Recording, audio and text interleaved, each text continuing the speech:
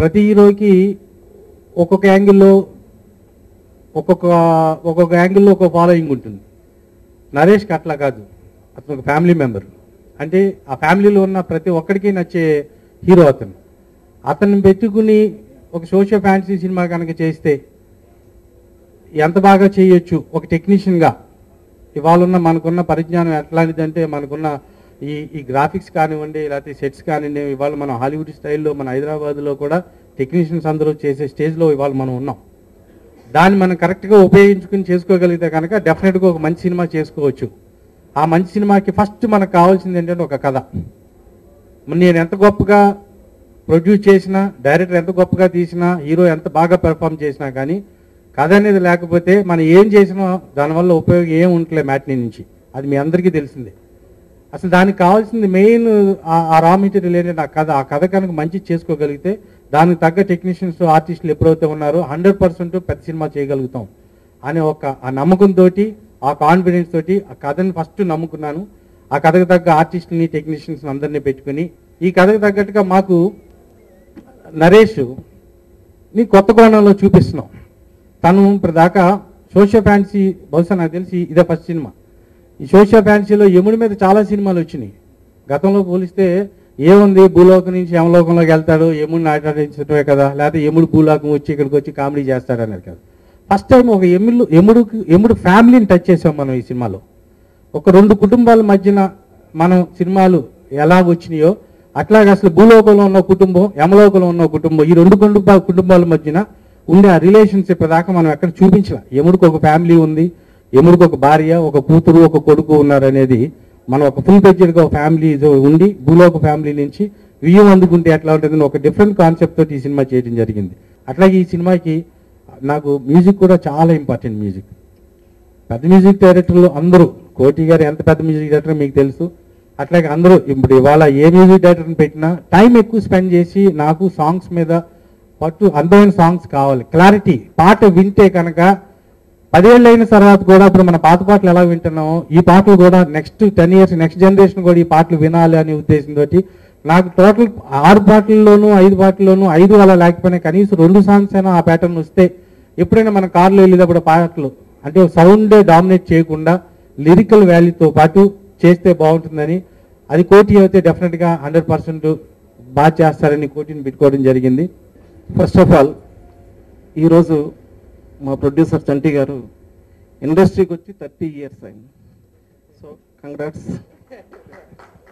అలాగే friendly movies banner మీద నా ఫస్ట్ ఫిలిం తిరుమల తిరుపతి వెంకటేశ్వర చేశాను.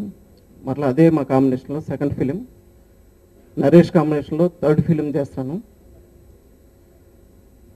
ఇది కథాపరంగా వచ్చి జనరల్గా మనం అనుకుంటూ ఉంటాం, అంటే ఏదైనా ప్రాబ్లం వచ్చినా ఏదైనా జరిగినా తలరాత ఎలా ఉంటే అలా జరుగుద్దని మనం అనుకుంటూ ఉంటాం. సో అలాగే మా సినిమాలో హీరో తలరాత బ్రహ్మ ఏం రాశాడు, దానివల్ల వచ్చే ప్రాబ్లమ్స్ ఏంటి, దాన్ని ఎలా సాల్వ్ చేసుకున్నాడు, తన తలరాతతో తన కుటుంబం తలరాతను ఎలా మార్చుకున్నాడు అనేది మెయిన్ కాన్సెప్ట్గా అవుట్ అండ్ అవుట్ ఎంటర్టైన్మెంట్ కాన్సెప్ట్తో ఈ సినిమా కథ రన్ అవుతూ ఉంటుంది. ఇది ఇప్పటికి మే, జూన్, జూలై షెడ్యూల్ 3 స్కెడ్యూల్గా చేసాము. ఫస్ట్ మే షెడ్యూల్లో వచ్చి యముడికి సంబంధించి హౌస్లో చేసాము. అంటే ఒక భూలోకంలో ఉన్న మానవుడు యమలోకానికి ఎందుకు వెళ్ళాడు, ఎందుకు వెళ్ళాల్సి వచ్చింది, ఆ ఇంటికి వెళ్ళాల్సి వచ్చింది అనే కాన్సెప్ట్తో సీన్స్ అన్నీ అక్కడ చేయడం జరిగింది. అలాగే జూన్ స్కెడ్యూల్లో యమ దర్బార్ సెట్లో మెయిన్ క్లైమాక్స్ సీన్స్ అన్నీ చేసాం. అలాగే జనరల్గా యముడు అందరినీ టార్చర్ పెడతాడు, అక్కడ తీసుకెళ్ళి అందరినీ కూడా. సో మా హీరో అక్కడ యముడిని ఏం చేశాడు అనేది సరదా సన్నివేశాలతో యమ దర్బార్లో షూట్ చేసాం. అలాగే జులై స్కెడ్యూల్ యముడు దర్బారు, అలా బృందావనం, బ్రహ్మలోకం, ఇంద్రలోకం, ఇవన్నీ మొత్తం సెట్స్ వేసి చేయడం జరిగింది. ఇవన్నీ ఫుల్ సెట్సే కాకుండా దానికి బ్యాకింగ్ సీజీ వర్క్ మొత్తం గ్రాఫిక్స్తో. అంటే జనరల్గా సెట్స్ మ్యాక్సిమం సెట్స్ వేస్తాం, అంటే ఎక్స్ట్రీమ్ ఒక సీలింగ్స్ కానీ ఇవన్నీ చేయాలి అంటే అవన్నీ కూడా సీజీలో క్రియేట్ చేసి నెంబర్ ఆఫ్ చేయడం జరుగుతుంది. అలాగే నెక్స్ట్ ఈ 3 షెడ్యూల్గా చేసాము. నెక్స్ట్ ఆగస్టు 11th నుంచి అవుట్డోర్ ఉభయ గోదావరి జిల్లాల్లో షూటింగ్కి ప్లాన్ చేసాం. 25th వరకు షూటింగ్ అక్కడ చేస్తాం. దాంతో టోటల్గా టాకీ పార్ట్ పూర్తవుతుంది. అక్కడే ఆ గోదావరి బ్యాక్డ్రాప్లో ఒక సాంగ్ కూడా చేస్తున్నాం సెట్ వేసి.